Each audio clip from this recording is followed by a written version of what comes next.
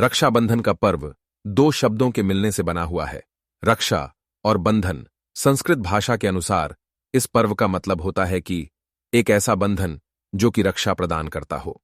राखी के त्योहार का प्राचीन संदर्भ 300 ईसा पूर्व का है, जब सिकंदर ने भारत पर विजय प्राप्त की थी। मैसेडोनिया के राजा अलेक्जेंडर ने भी भारतीय राजा पोरस के राज्य पर कब्जा करने की कोशिश की, लेकिन राजा पोरस ने उनका विरोध किया। यह देखकर सिकंदर की पत्नी रोक्साना चिंतित हो गई और यूनानी शासक की पत्नी झट से राजा पोरस के पास राखी लेकर पहुंची। चूंकि वह रक्षा बंधन के रीति रिवाज और महत्व को जानती थी, इसीलिए उसने युद्ध के दौरान अपने पति को नुकसान न पहुंचाने के लिए कहा। हाइडेस्पेस नदी के युद्ध के दौरान सिकंदर अपने घोड़े से गिर गया और उसने पोरस को अपनी गर्दन पर तलवार रखते हुए पाया। राजा पोरस ने अपनी कलाई पर राखी देखी। इससे उसे रोक्साना से किया गया वादा याद आ गया। राजा पोरस ने सिकंदर को अंतिम झटका देने के लिए खुद को रोक लिया, जिससे उसकी जान चली जाती। पोरस युद्ध हार गया।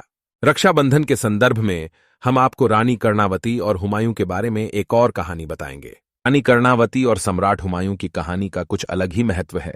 ये उस समय की बात है जब गुजरात के सुल्तान बहादुर शाह ने चित्तौड़ पर हमला कर दिया था। राखी उस समय भी प्रचलित थी, जिसमें भाई अपने बहनों की रक्षा करता है। उस समय चित्तौड़ की रानी कर्णावती हुआ करती थी। वो एक विधवा रानी थी। जब रानी कर्णावती को एहसास हुआ कि वह गुजरात के सुल्तान बहादुर शाह के आक्रमण से रक्षा नहीं कर सकती, तो उन्होंने सम्राट हुमायूं को राखी भेजी। कहानी के एक संस्करण के अनुसार हुमायूं पूर्व में बंगाल अभियान में लगा हुआ था।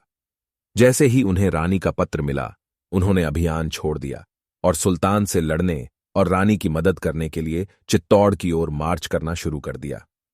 कहानी के अन्य संस्करण के अनुसार हुमायूं पूर्व में बंगाल अभियान में लगा हुआ था। जैसे ही उन्हें रानी का पत्र मिला, उन्होंने अपनी बहन की रक्षा के हेतु अपनी एक सेना का एक दल चित्तौड़ भेज दी। हालांकि हुमायूं के पहुंचने से पहले ही चित्तौड़ पर बहादुर शाह का कब्जा हो चुका था और रानी ने कई महिलाओं समेत जौहर कर लिया था।